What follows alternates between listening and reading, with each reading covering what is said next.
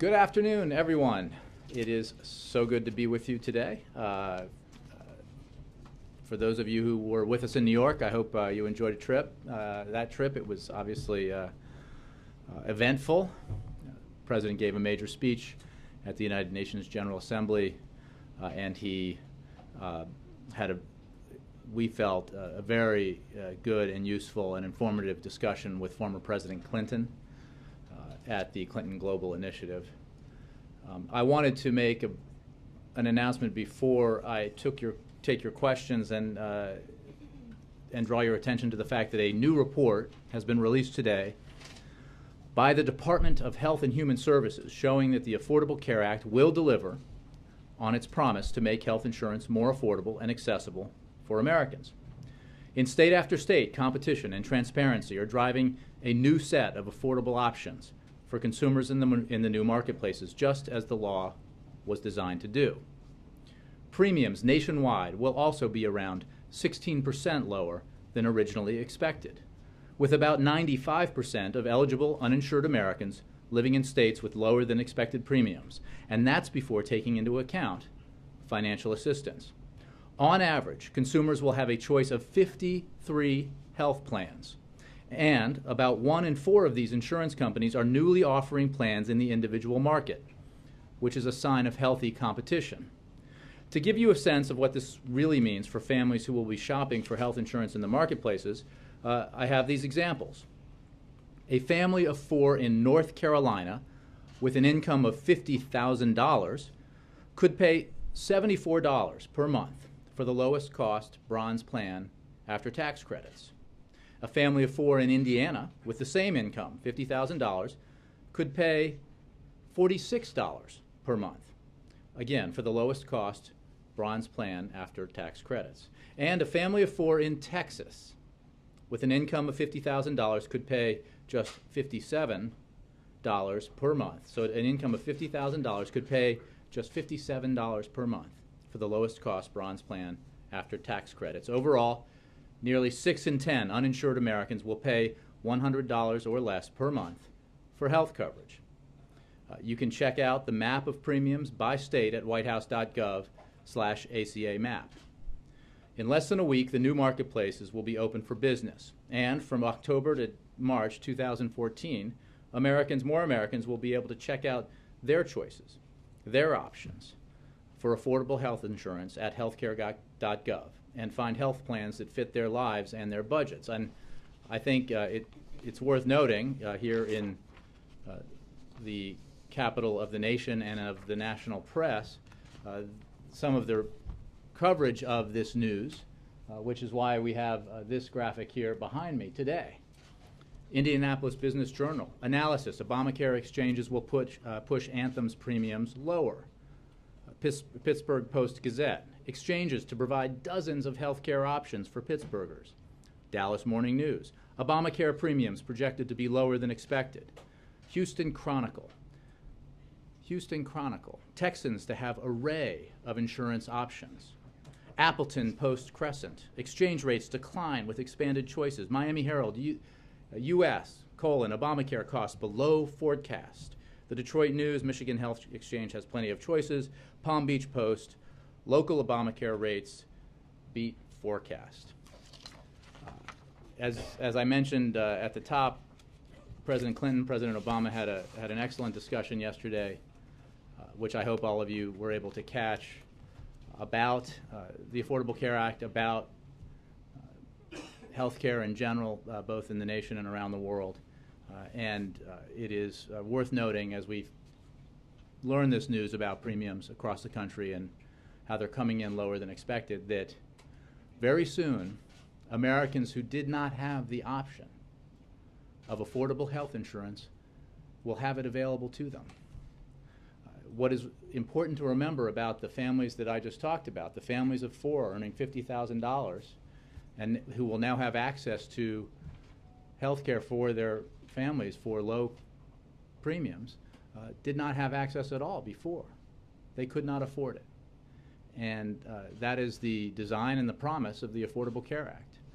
And it's taking shape before our eyes. Julie. Thank you. Rouhani was still speaking at the UN last night when the White House did their background briefing, so we didn't get a real reaction to his speech. And I'm wondering if the president saw anything in Rouhani's address that signaled that there may be some actual substance behind some of the friendly overtures in terms of concessions on the nuclear impasse. What we heard from President Rouhani, I think, reflects what we've been hearing, and that is an interest in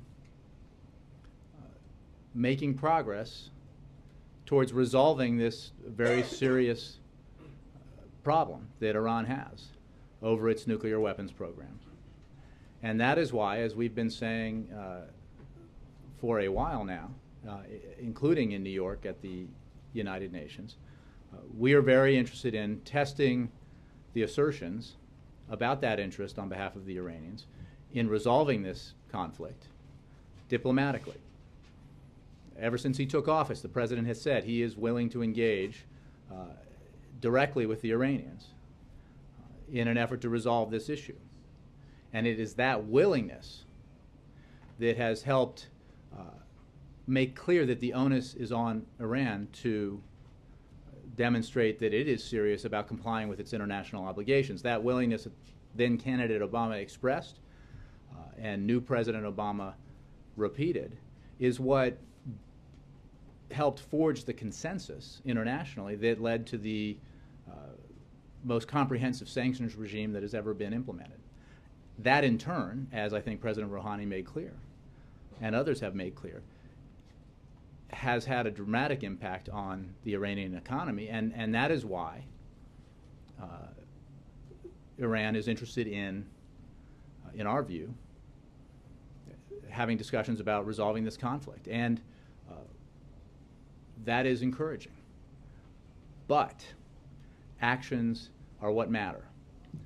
And substantive negotiations over Iran's nuclear program will be the test, will provide the test of whether or not Iran is serious about resolving the international community's concerns. And we are engaged in that process. As you know, Secretary Kerry will be with his Iranian counterpart in the P5+1 process this week. So that's the beginning of what we hope will be progress towards resolving this problem. I guess that's what I'm asking. Obama didn't leave his 2 days in New York with any greater clarity on what kind of substance may be behind this rhetoric. Is that what you're saying? I would say that we have been and continue to this week explore the level of seriousness, and we are doing that through all the avenues available to us. That will be very much part of the discussions that Secretary Kerry has, and it is part of the communications that we have had, including the communications that the President had in his exchange of letters. And I think that what happened in New York, again, demonstrates two things. One, President Obama has always been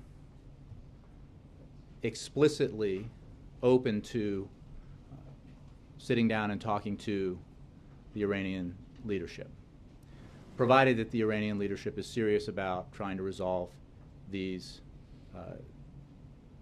problems with the international community over its nuclear weapons program. And that became, I think, quite apparent again in recent days.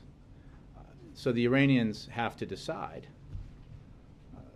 most importantly through substantive negotiations, whether or not they want to truly resolve this. And through resolution of it, through a verifiable, confirmable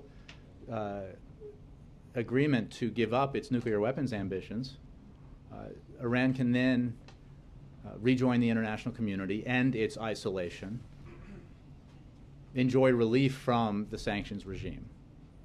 But those are matters of substantive negotiations, and the process is in place and has been in place through the P5+1.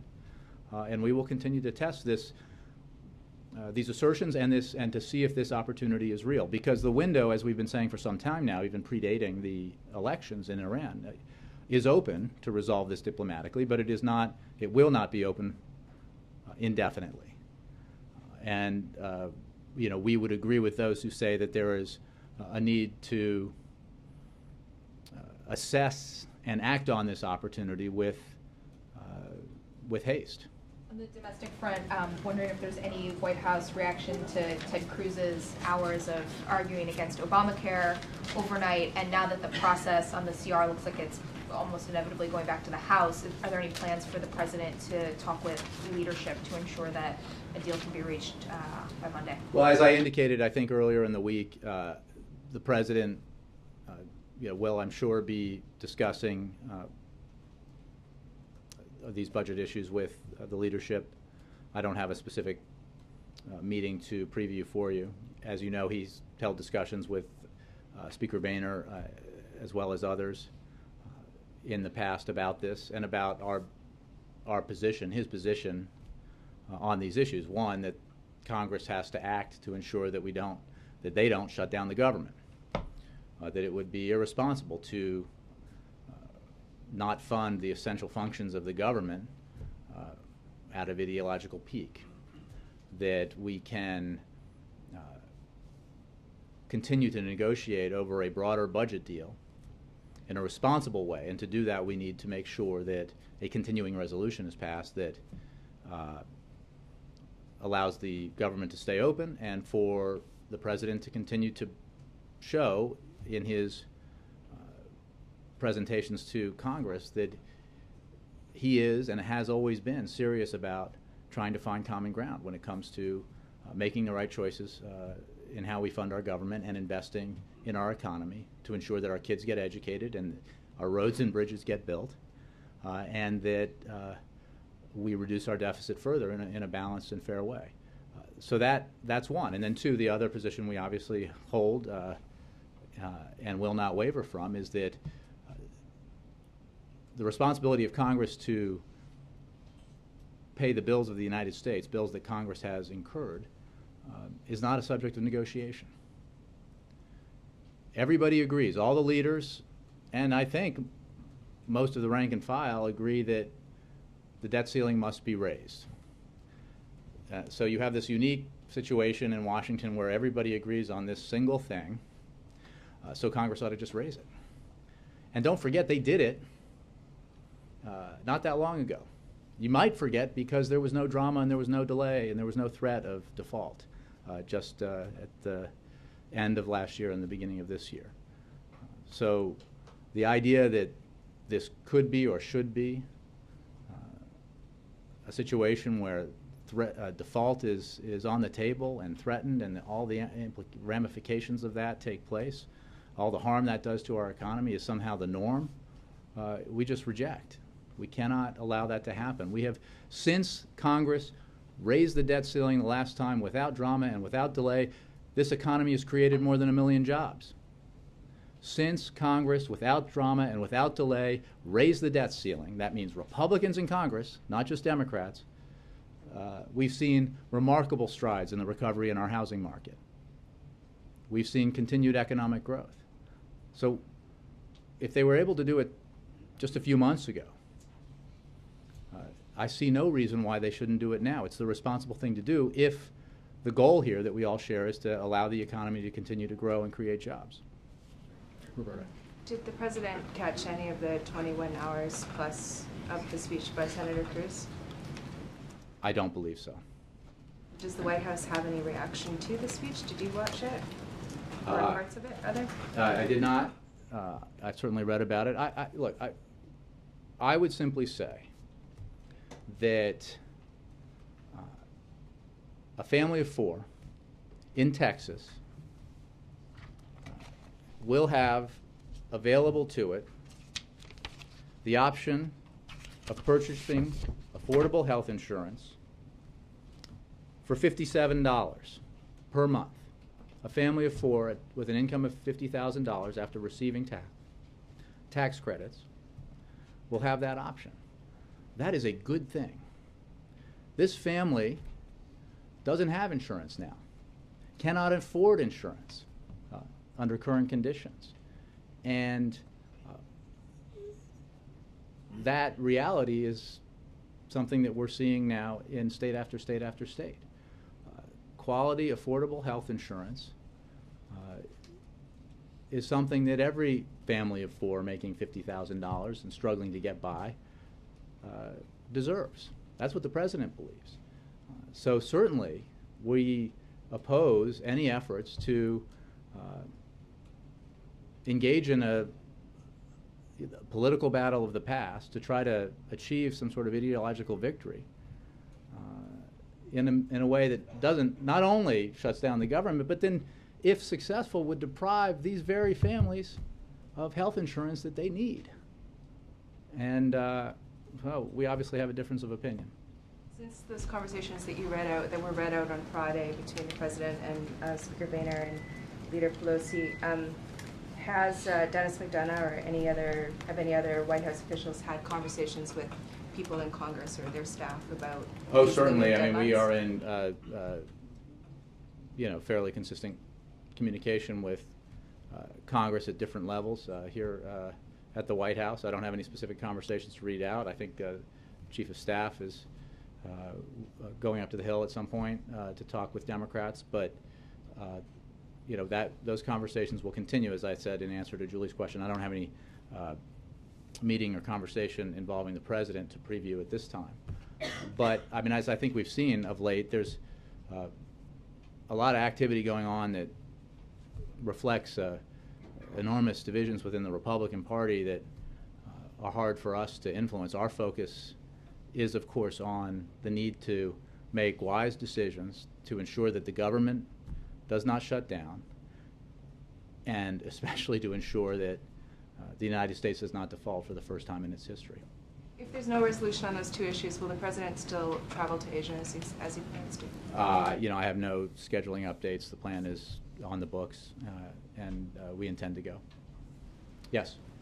Jay, thank you. I mean, it's one thing not to engage Speaker Boehner when it comes to the possibility of a government shutdown, but when you're looking at breaching the debt ceiling, aren't you sort of forced to negotiate? Aren't you forced to engage? Here's the thing. I'd say a couple things about that.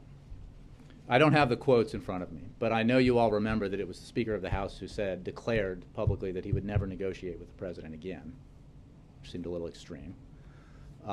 He has, of course, since then, the President has had conversations with him and enjoyed them as he always does. There is no negotiating over Congress's responsibility to ensure that we do not default.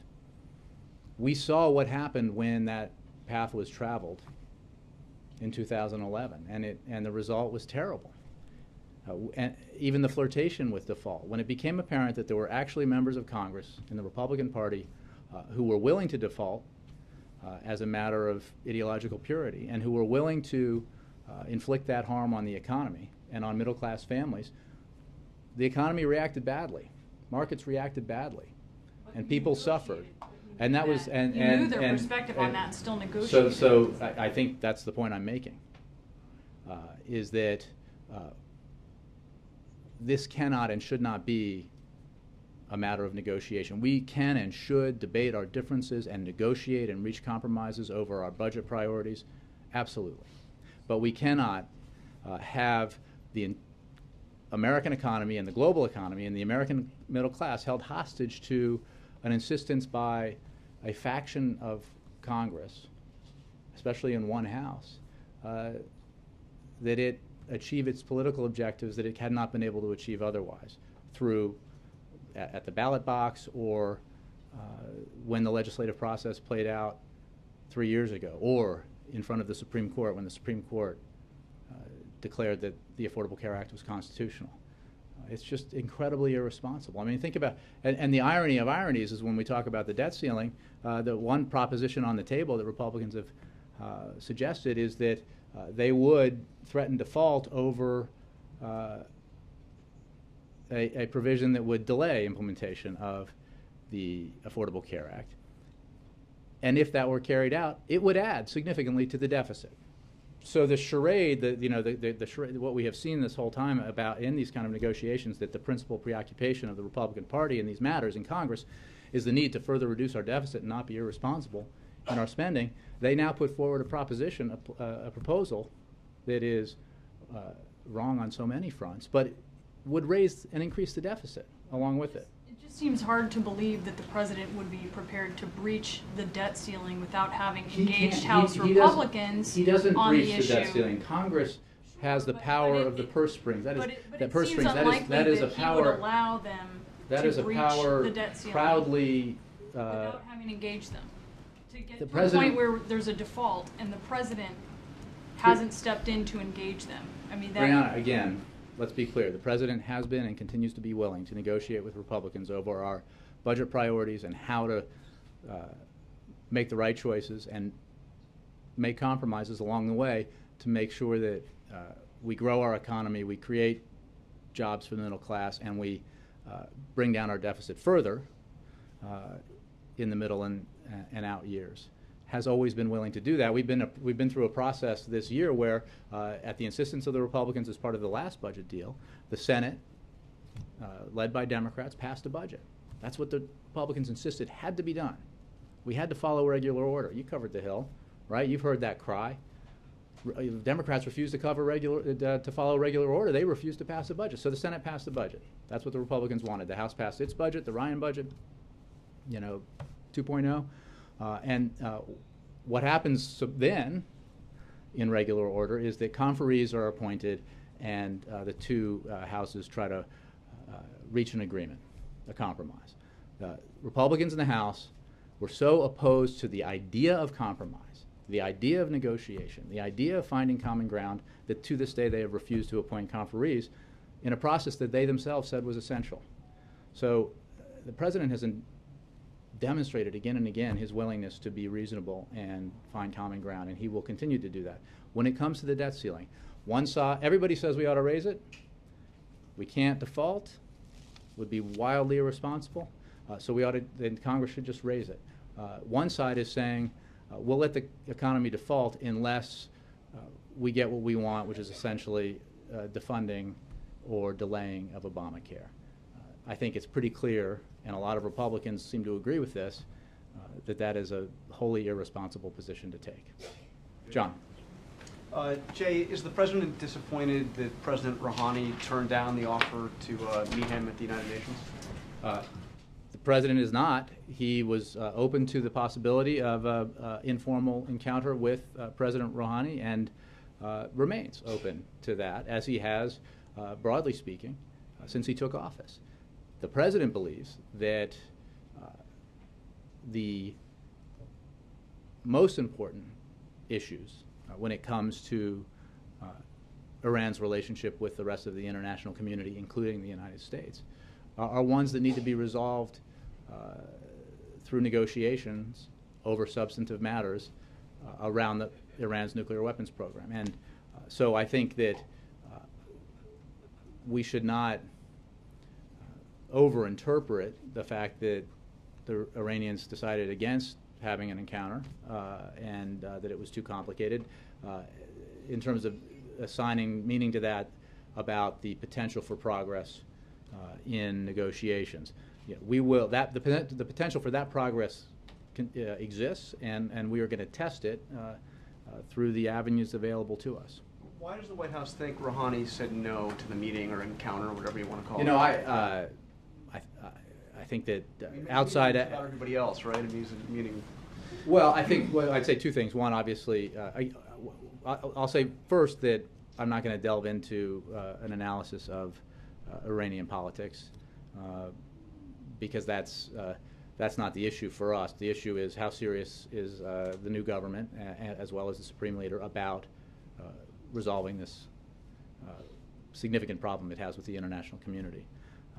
Two, I would simply say that, as I mentioned earlier, the most important thing here is whether or not we can make progress on the substantive talks. The president was open to an informal encounter, but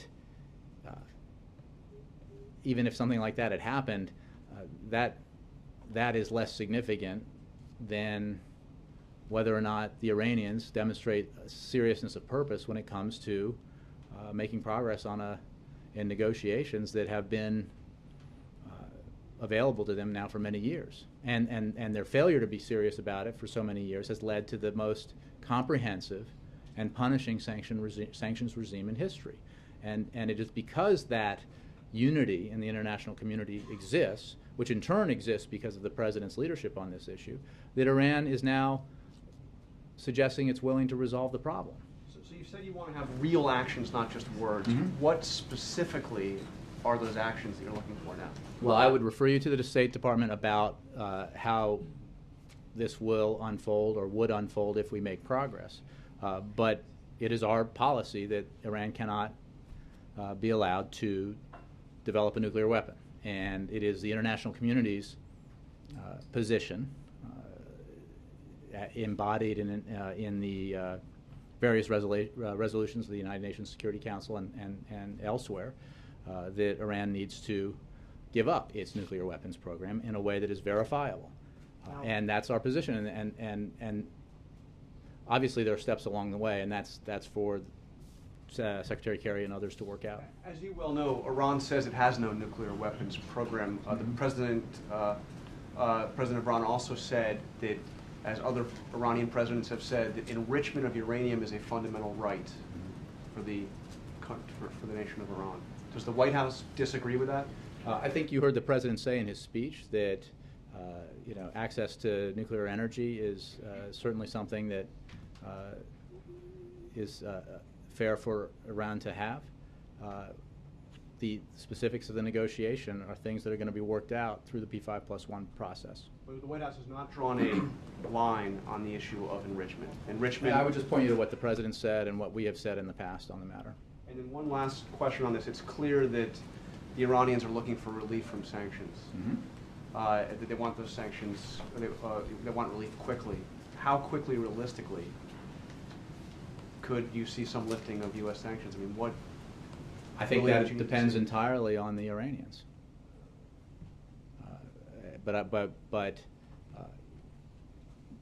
This is about verifiable actions that need to be taken to relieve the international community's concerns about Iran's pursuit of a nuclear weapon. And the window you said is not going to be open indefinitely. What does Correct. that mean? What kind of a timeline are we talking about? I know you're not going to give me a deadline, but I mean, are we talking about this something has to unfold over the next few months? I won't give a timeline to it. I think that we've made clear in the past about our assessments of where Iran is in its program, what our capabilities are in terms of being able to be aware of so-called breakout move, and I would refer you to sort of substantive briefings that others have given on that, and even I have, but it's been a while. So the point is that this is not an indefinite period of time. This is the threat of a nuclear arms race in the region is a huge problem for the region, for our allies, for the United States, for the world, and the Iranian nuclear weapons program is central as a problem that needs to be resolved to avoid that nuclear arms race. I just want to give you a chance to respond to a couple of comments made a little bit ago by the new Iranian Foreign Minister Zarif up at the United Nations. When asked what the Iranian goal was at the P5+1 conversations, he said, quote, "to jumpstart the negotiations with a view to reaching an agreement within the shortest span." He also said the Islamic Republic has the political readiness and political will for serious negotiations, and we are hopeful that the opposite side has this will as well. We certainly have the will. We've demonstrated it for many years now. In the past, no.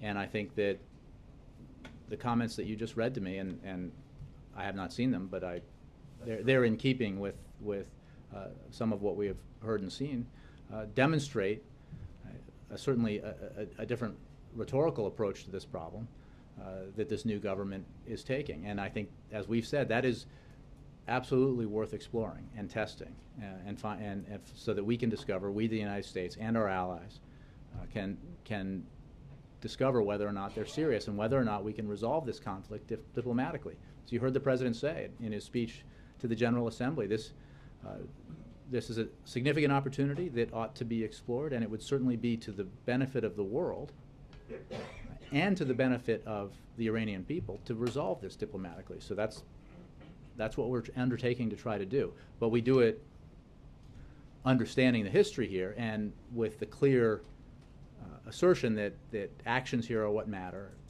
and you know, a process that allows for verifiable the verifiable decision by Iran to forsake its nuclear weapons program is essential. So, using the foreign minister's words of reaching an agreement within the shortest span, that entirely depends on how many concessions the Iranians are prepared to make. Look, this is a negotiation, and it's a negotiation that involves other nations, part of the P5+1, the P5 plus Germany, and you know, I will leave it to the negotiators, including Secretary Kerry and then others who will be working on this, to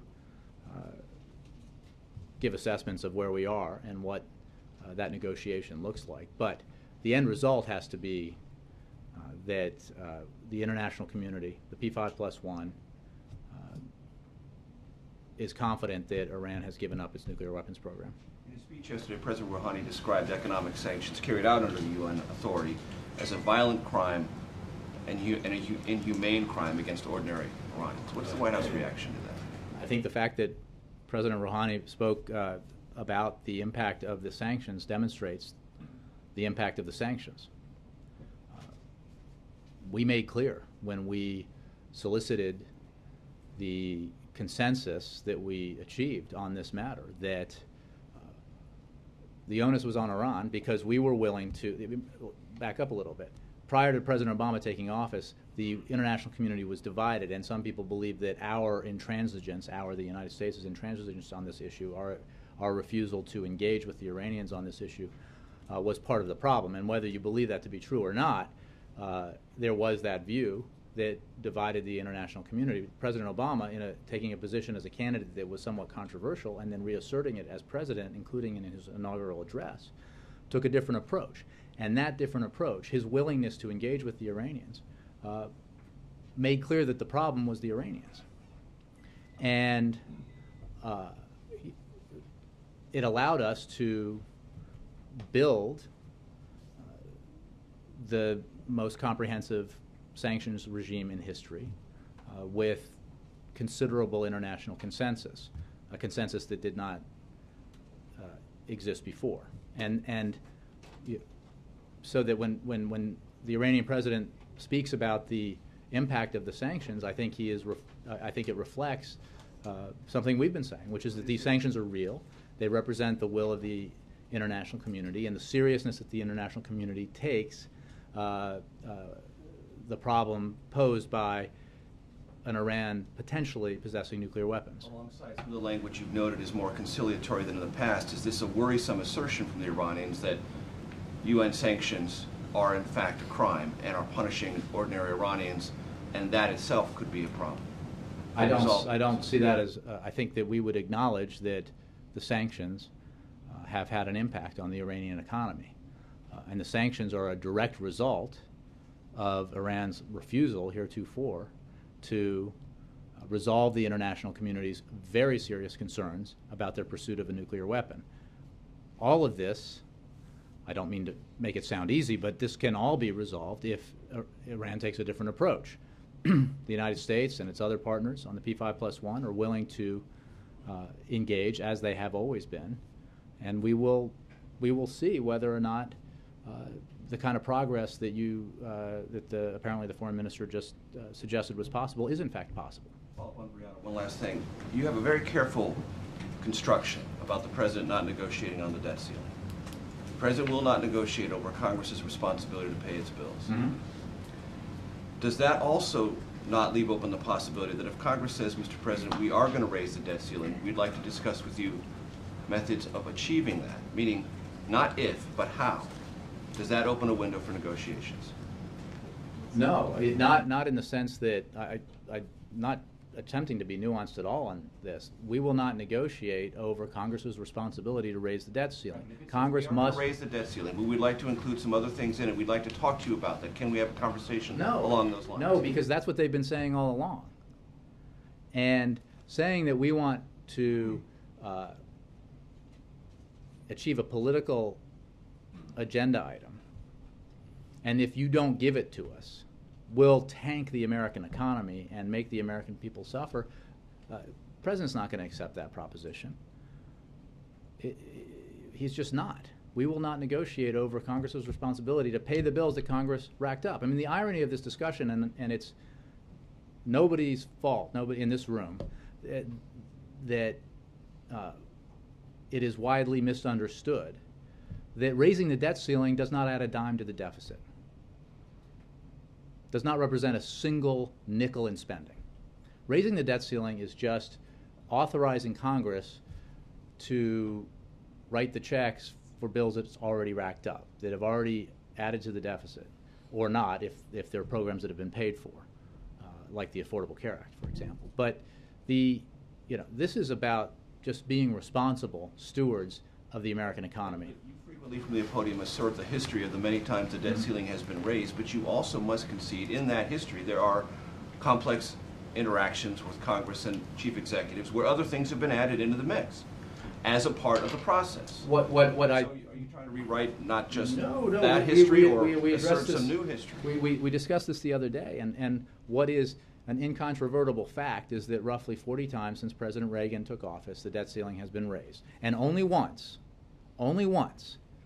was default ever in the air, and that was in 2011. Right. So This goes to the heart of my well, hold question. on, If you but- take default off the table and say, we're going to raise it, but we have other items worth talking about in which you can put some things and we can put some things and it can be a negotiation, that's not possible. That's because if the alternative is we're not going to raise it, that's what they're saying. Then the answer has to be no. If the Congress, if Republican leaders in Congress or rank and file members in Congress want to pursue, efforts legislatively to dismantle, disrupt, and ultimately defeat Obamacare, they can, and they have, but they've failed. And it's because they've failed that they're now trying to attach this to the full faith and credit of the United States, which is a wildly irresponsible thing to do. We can talk about how we fund our priorities and how we responsibly reduce the deficit, and we will. But Congress cannot, for the sake of the American people, put the threat of default on the table. Ed. How are you? I'm great. Good. First on Kenya. Mike Rogers, the House Intelligence Chairman, who has sometimes been supportive of the President on Syria, for example, is being critical now about, in the wake of the terror attack in Kenya, he's concerned that he believes some of your counter-terror policies have changed and that the administration is using drones less because of the criticism of the drone policy. How do you react to that criticism? Has the administration been pulling back from using drones in a way that is potentially allowing extremists to move forward with attacks like in Kenya? Well, I would say a couple things. One, I would point you to the President's speech on this matter, and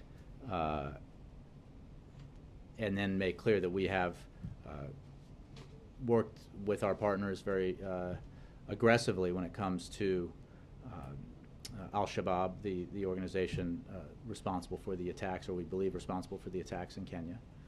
And we will continue to do that. And the United States and Kenya have a very strong relationship and a historic partnership, and we are providing law enforcement assistance to the government of Kenya, and we continue to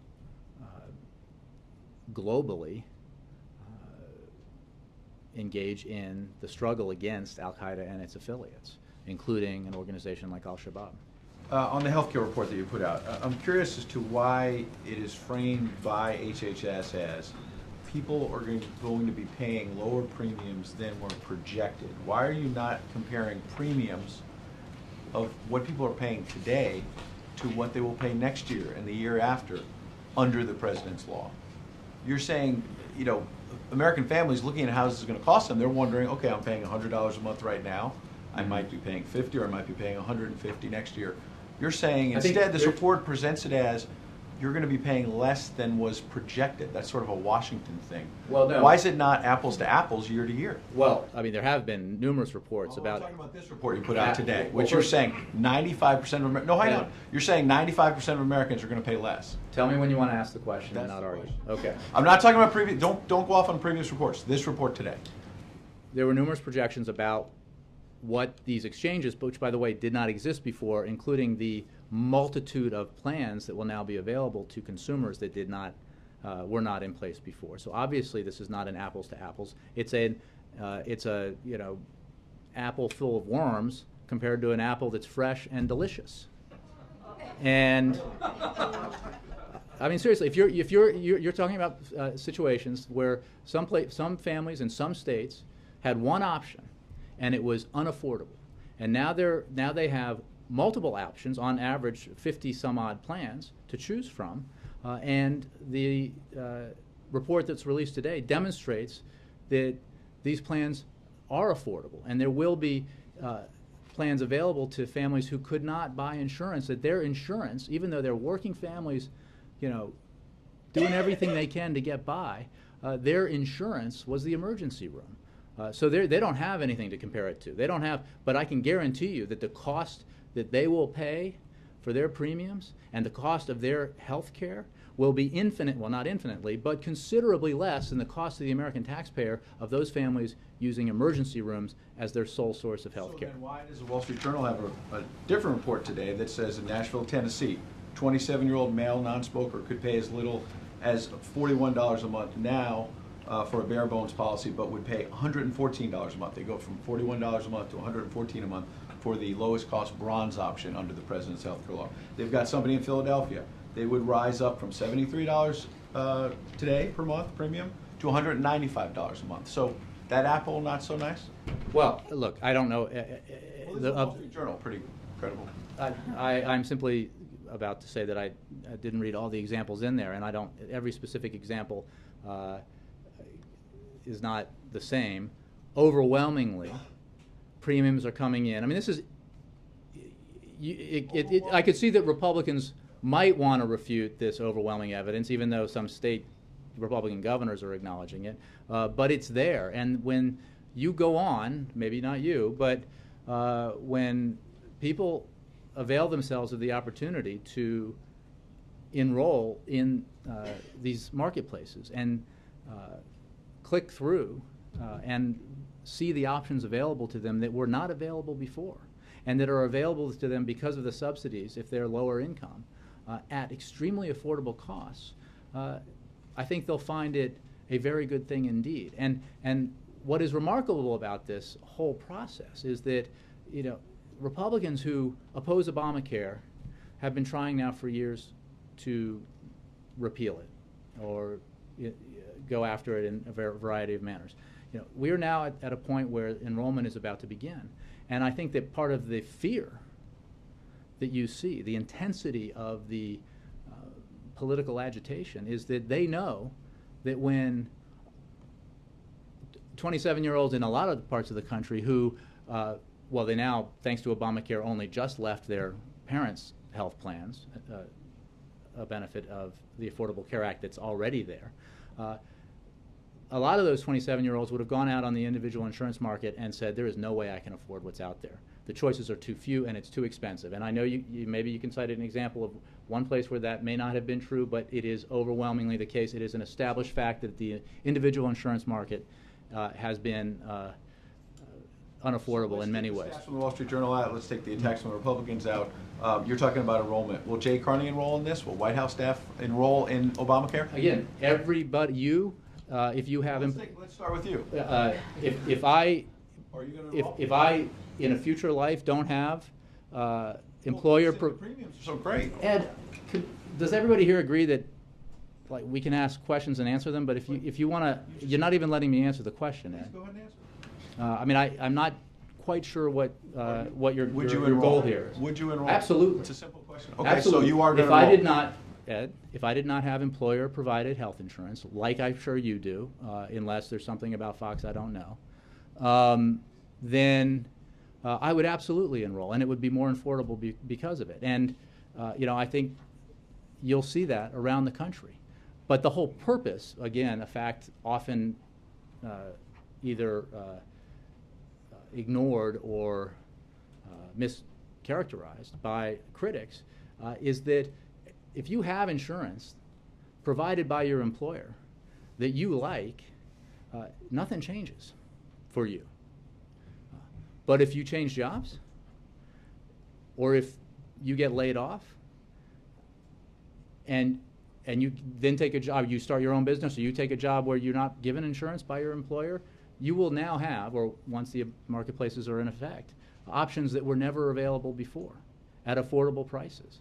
And that's the point. And what, you know, the irony of this argument that Republicans are making is that pretty soon they're going to be making an argument that what they desperately want to do without an alternative is take benefits away from the American people.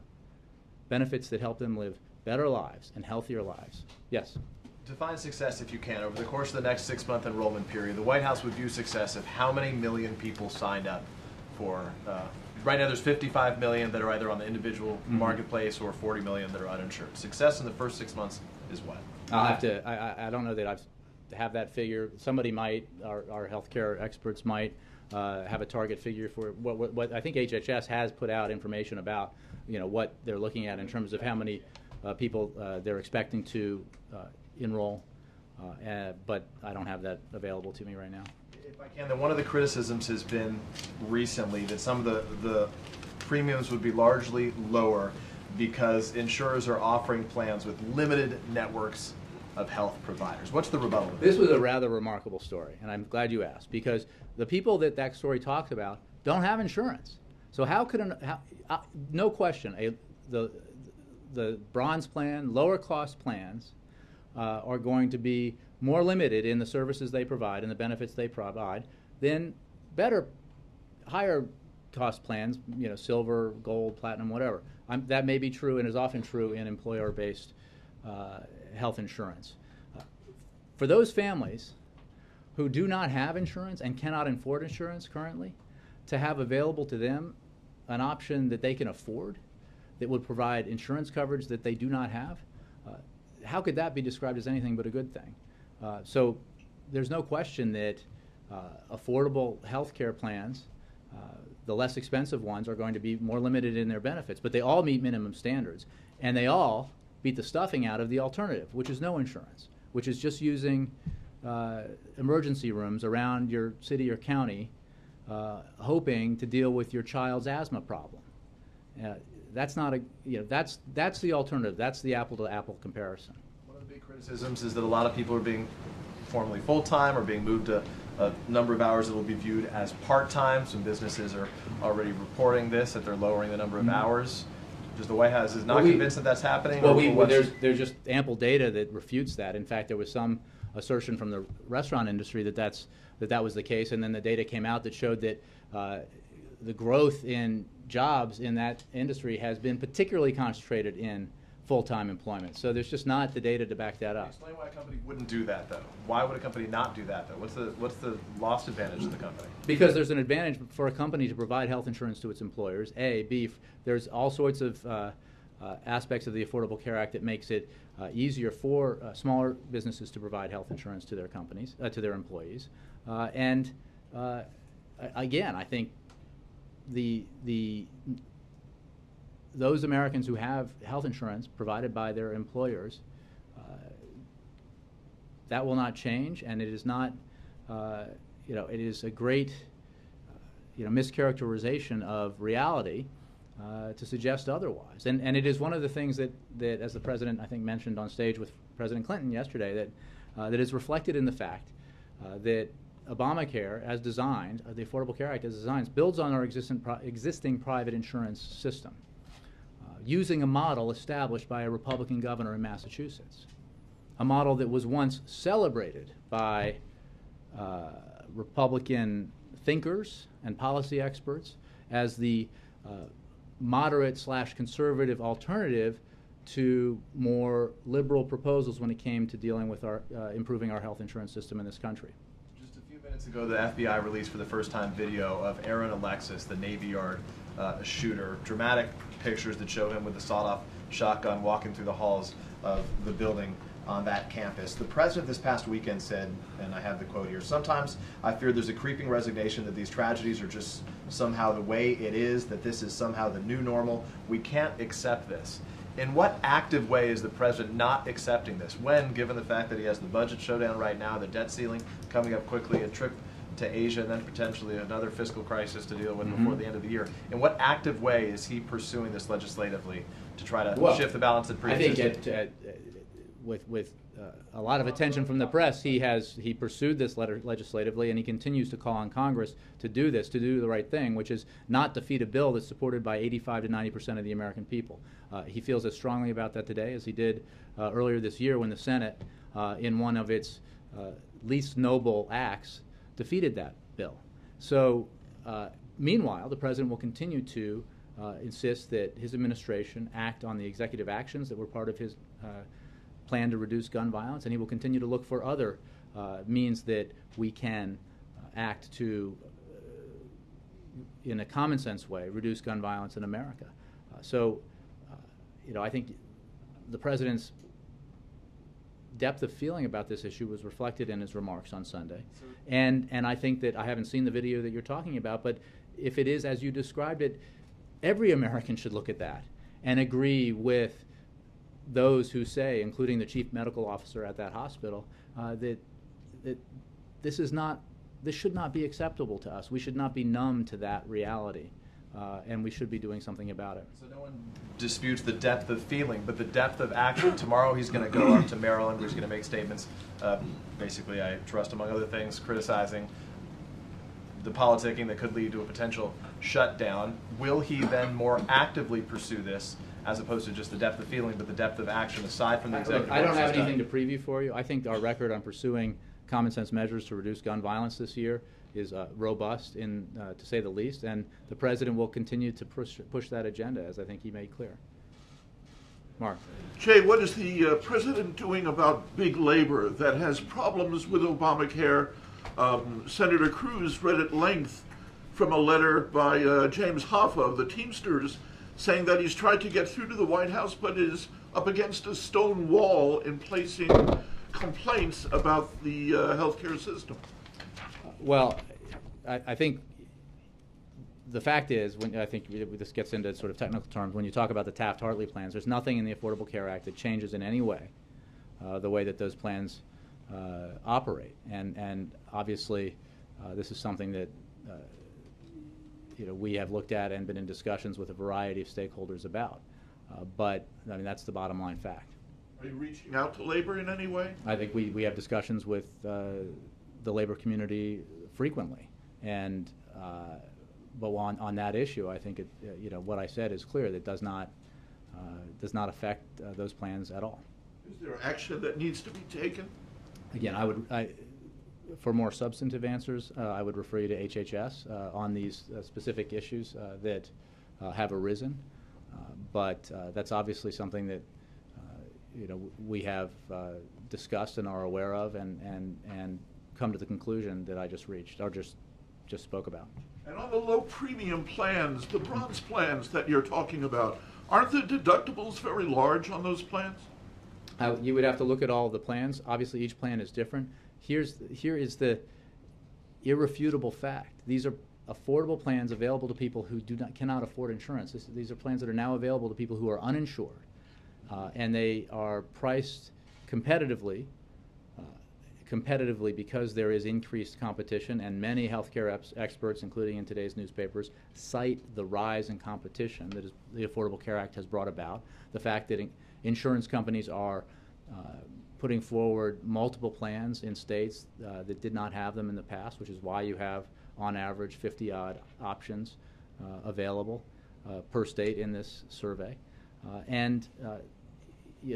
Each plan, again, HHS would have all the details, but the fact is they provide affordable health insurance that did not exist before, and there are tiers and options for everyone to choose from in terms of the kinds of benefits, understanding that, as I saw in one article, each of these plans provides a baseline of benefits, and many of those benefits, including maternity care and contraceptive care, that did not exist or don't exist in current plans available on the individual market. Alexis. Jay, two quick questions. My understanding is that the Chief of Staff will be on the Hill talking to House Democrats tonight. Can you confirm it's about the budget mostly or entirely, and what his message is to the Democratic conference? I can confirm that the Chief of Staff will be going up to the Hill to confer with Democrats, and I'm sure that this will be a central topic of conversation. his message is what we've been discussing, which is Congress needs to. Yeah, Dems are in Congress, and the message is that Congress needs to act responsibly and fulfill its obligation to ensure that there is not an unnecessary wound inflicted on the economy while we're continuing to recover from the worst recession since the Great Depression. And that's a message that we carry to Democrats and Republicans alike. The second question is, there are some who are suggesting that if what comes back to the House is some version of the stripped-down Senate clean CR, that Speaker Boehner will be handed a choice that could cost him his speakership. What is the President's message to Mr. Boehner on that question? Well, internal Republican Party politics, while absolutely the most fascinating story politically in Washington right now, and one that I would be choosing to cover if I still were a reporter, are not something that we spend a lot of time on, nor should we. But I would simply say that the President's view, and this applies to members of both parties and leaders of both parties, is to do the right thing by the American people and by the economy, even when that involves tough choices.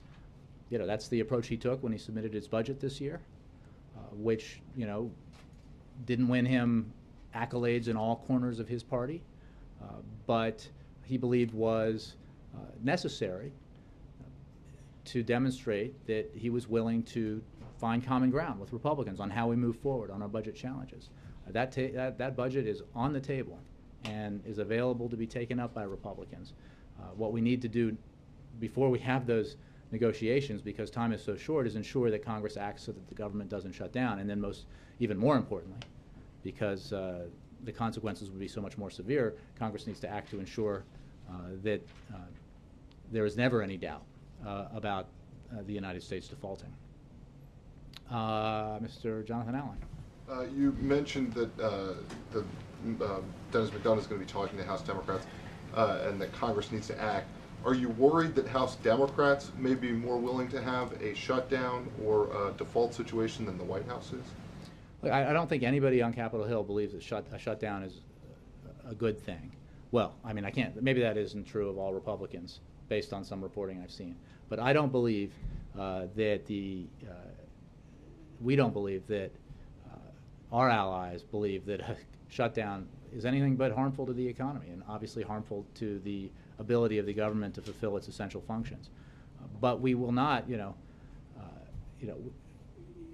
Congress and Republicans need to be reasonable here about, passing a CR so that we can have substantive continued negotiations that we've been trying to have all year and have periodically engaged in about reaching a compromise for a broader budget agreement. So that's the position we take, and I think we're confident that our fellow Democrats share that position. If I could follow up on that on the debt limit, does your position that you won't negotiate on the debt limit mean that you wouldn't accept a package that included the CR and the debt limit? If there was some arrangement where you thought you could toss the debt limit into another deal that's moving, you wouldn't take it? We won't negotiate. We will not get into a negotiation with Congress with Republicans in Congress who say, do this, accept this, highly partisan agenda item, or else we'll default. It's off the table. We're not going to do it. And Republicans who imagine that that's a constructive approach to helping the economy grow and helping the middle class are deluding themselves. The consequences of that would be terrible, because even the hint of that produced negative impacts for the American people and the American economy 2 summers ago. But you wouldn't tack the debt ceiling as a rider onto a package that was already moving? Look, as I've said in the past, when Speaker Boehner and others, including some of your colleagues in the front row, suggest that that is the same as holding out, we will not fund, we will not, we will default on the United States obligations for the first time in its history unless you repeal or defund or delay Obamacare. That is wholly different from past practice, and that's why we want to engage in it. Lily. Thank you. And then Mr. Becerra. Thank you. How is the President preparing for his meeting with Prime Minister Singh Friday at the White House? He very much looks forward to the meeting. Has obviously met with the Prime Minister on numerous occasions in the past, and looks forward to having a discussion about all of the issues and shared objectives that the United States and India have. We'll have I think a broader preview of the meeting later in the week, and certainly more information in the aftermath of the meeting. Pakistan's earthquake, more than 300 people have died in the earthquake in Balochistan. Has U.S. offered any kind of assistance to Well, first of all, our thoughts and prayers go out to the people of Pakistan, and we always stand ready to assist in any way we can in a terrible situation like that, a natural disaster, and it's certainly the case that Pakistan has suffered more than its fair share of natural disasters. For more specific information in terms of any requests or what kind of communications we're having with Pakistan over their response, I would refer you to the State Department. Yeah, Mike. The President and you obviously made a number of Sherman-esque statements refusing to negotiate around the debt ceiling. Does the same go for the CR? No. We will negotiate on the CR. No, we made clear. Well, look, we don't have a lot of time. And instead of taking the road of seriousness and compromise, House Republicans decided to, as everybody here wrote, or at least your colleagues on the Hill wrote and said on television, embrace a CR that was a dead-on-arrival, ideologically driven exercise. So we're still playing out. We're still, unfortunately, we can't run Congress all by ourselves. So that process, that choice that Speaker Boehner made, is still playing out this week as we inch closer and closer to October 1st. So we're at a point now where Congress needs to do the right thing and simply make sure that we pass a CR, that they pass a CR that allows the government to continue to function. So the fallback plan being considered by Speaker Boehner and House Republicans is to take what the Senate does, assuming they delink the defunding, and add a one-year delay for the individual mandate or a repeal of the medical device tax. Is that negotiable? Here's the thing. Every fallback plan is, another attempt to appease a subsection of the Republican Party that happens to be the same subsection of the Republican Party that thinks it would be fine to default in order to achieve a political objective. I'm just talking about the spending bill here. Well, the provisions you talked about, they've talked about attaching to the debt ceiling. And, the answer is no. The answer is no. We're not going to. Congress has, the House Republicans, elected and paid by the Americans they represent, have chosen to spend an inordinate amount of time in office, trying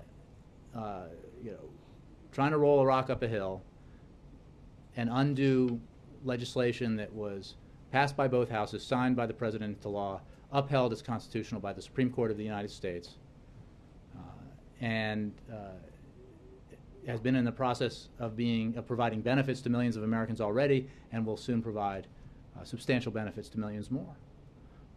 And they're entitled to that preoccupation. And their constituents can decide whether that is time well spent, 40, 41, 42 efforts that go nowhere.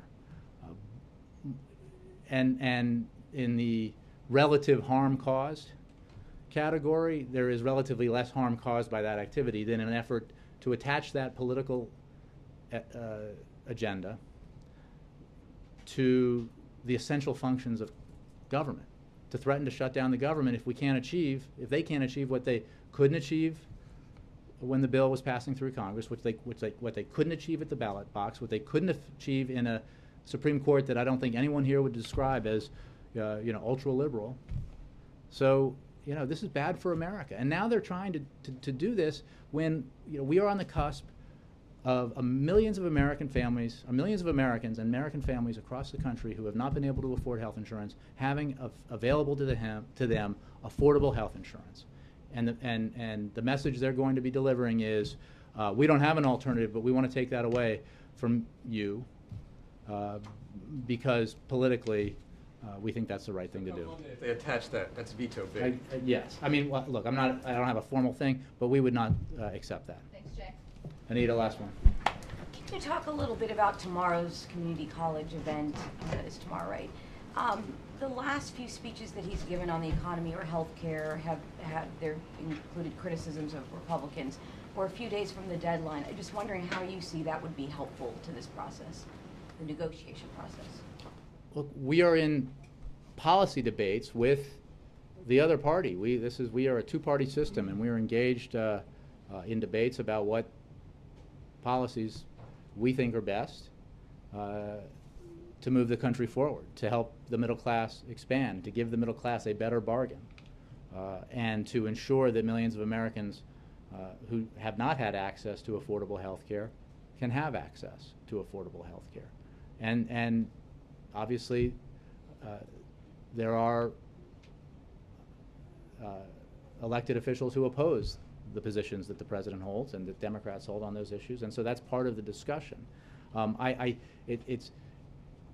I assume your tongue is planted firmly in cheek when you even raise this after what we've witnessed over the past few days, right? When it comes, I mean, the idea that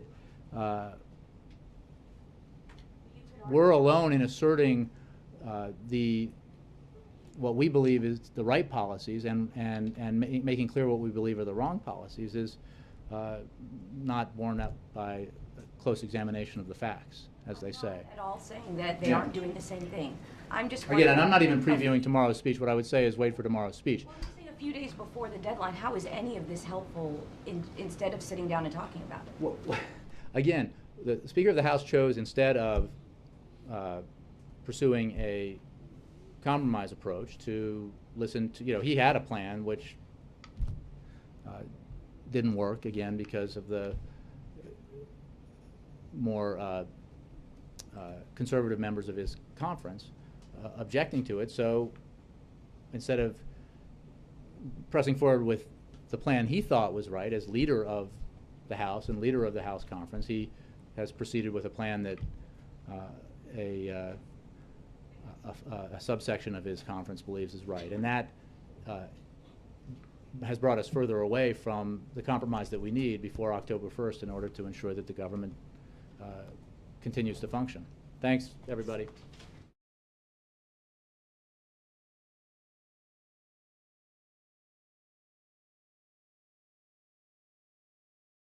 Counterpart in the P5+1 process this week. So that's the beginning of what we hope will be progress towards resolving this problem. I guess that's what I'm asking. Obama didn't leave his 2 days in New York with any greater clarity on what kind of substance may be behind this rhetoric. Is that what you're saying? I would say that we have been and continue to this week explore the level of seriousness, and we are doing that through all the avenues available to us. That will be very much part of the discussions that Secretary Kerry has, and it is part of the communications that we have had, including the communications that the President had in his exchange of letters. And I think that what happened in New York, again, demonstrates two things. One, President Obama has always been explicitly open to sitting down and talking to the Iranian leadership, provided that the Iranian leadership is serious about trying to resolve these problems with the international community over its nuclear weapons program. And that became, I think, quite apparent again in recent days. So the Iranians have to decide, most importantly through substantive negotiations, whether or not they want to truly resolve this. And through resolution of it, through a verifiable, confirmable agreement to give up its nuclear weapons ambitions, Iran can then rejoin the international community and after tax credits. A family of four in Indiana with the same income, $50,000, could pay $46 per month, again, for the lowest cost bronze plan after tax credits. And a family of four in Texas with an income of $50,000 could pay just $57 per month. So an income of $50,000 could pay just $57 per month for the lowest cost bronze plan after tax credits. Overall, nearly 6 in 10 uninsured Americans will pay $100 or less per month for health coverage. You can check out the map of premiums by state at whitehouse.gov/ACA map. In less than a week, the new marketplaces will be open for business. And from October to March 2014, more Americans will be able to check out their choices, their options for affordable health insurance at healthcare.gov and find health plans that fit their lives and their budgets. And I think it's worth noting here in the capital of the nation and of the national press, some of the coverage of this news, which is why we have this graphic here behind me today. Indianapolis Business Journal, analysis, Obamacare exchanges will push Anthem's premiums lower. Pittsburgh Post-Gazette, exchanges to provide dozens of health care options for Pittsburghers. Dallas Morning News, Obamacare premiums projected to be lower than expected. Houston Chronicle, Texans to have array of insurance options. Appleton Post-Crescent, exchange rates decline with expanded choices. Miami Herald, U.S., Obamacare costs below forecast. The Detroit News, Michigan, problem that Iran has over its nuclear weapons program. And that is why, as we've been saying for a while now, including in New York at the United Nations, we are very interested in testing the assertions about that interest on behalf of the Iranians in resolving this conflict diplomatically. Ever since he took office, the president has said he is willing to engage directly with the Iranians in an effort to resolve this issue. And it is that willingness that has helped make clear that the onus is on Iran to demonstrate that it is serious about complying with its international obligations. That willingness then candidate Obama expressed and new President Obama repeated is what helped forge the consensus internationally that led to the most comprehensive sanctions regime that has ever been implemented. That in turn, as I think President Rouhani made clear, and others have made clear, has had a dramatic impact on the Iranian economy, and that is why Iran is interested in our view, having discussions about resolving this conflict. And that is encouraging. But actions are what matter.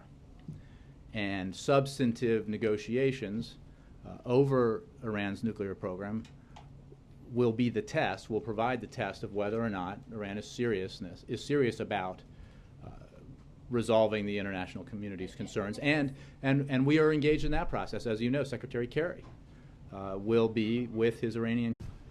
Good afternoon, everyone. It is so good to be with you today. For those of you who were with us in New York, I hope you enjoyed a trip. That trip, it was obviously eventful. The President gave a major speech at the United Nations General Assembly, and he had we felt, a very good and useful and informative discussion with former President Clinton at the Clinton Global Initiative. I wanted to make an announcement before I take your questions and draw your attention to the fact that a new report has been released today by the Department of Health and Human Services showing that the Affordable Care Act will deliver on its promise to make health insurance more affordable and accessible for Americans. In state after state, competition and transparency are driving a new set of affordable options for consumers in the new marketplaces, just as the law was designed to do. Premiums nationwide will also be around 16% lower than originally expected, with about 95% of eligible uninsured Americans living in states with lower than expected premiums, and that's before taking into account financial assistance. On average, consumers will have a choice of 53 health plans, and about 1 in 4 of these insurance companies are newly offering plans in the individual market, which is a sign of healthy competition. To give you a sense of what this really means for families who will be shopping for health insurance in the marketplaces, I have these examples. A family of 4 in North Carolina with an income of $50,000 could pay $74 per month for the lowest cost bronze plan. Beacon Health Exchange has plenty of choices. Palm Beach Post, local Obamacare rates beat forecast. As I mentioned at the top, President Clinton, President Obama had an excellent discussion yesterday, which I hope all of you were able to catch, about the Affordable Care Act, about health care in general, both in the nation and around the world. It is worth noting, as we learn this news about premiums across the country and how they're coming in lower than expected, that very soon Americans who did not have the option of affordable health insurance will have it available to them. What is important to remember about the families that I just talked about, the families of 4 earning $50,000 and who will now have access to health care for their families for low premiums, did not have access at all before. They could not afford it. And that is the design and the promise of the Affordable Care Act. And it's taking shape before our eyes. Julie. Thank you. President Rouhani was still speaking at the UN last night when the White House did their background briefing, so we didn't get a real reaction to his speech. And I'm wondering if the president saw anything in Rouhani's address that signaled that there may be some actual substance behind some of the friendly overtures in terms of concessions on the nuclear impasse. What we heard from President Rouhani, I think, reflects what we've been hearing, and that is an interest in making progress towards resolving this very serious